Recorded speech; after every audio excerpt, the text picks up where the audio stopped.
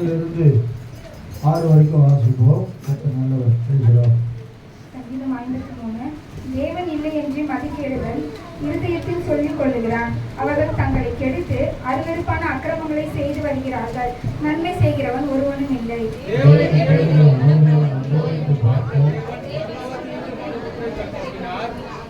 அவர்கள் எல்லோரும் வழி விலகி ஏகமாய் கெட்டு போனார்கள். நன்மை செய்கிறவன் இல்லை, ஒருவனாகிலும் இல்லை.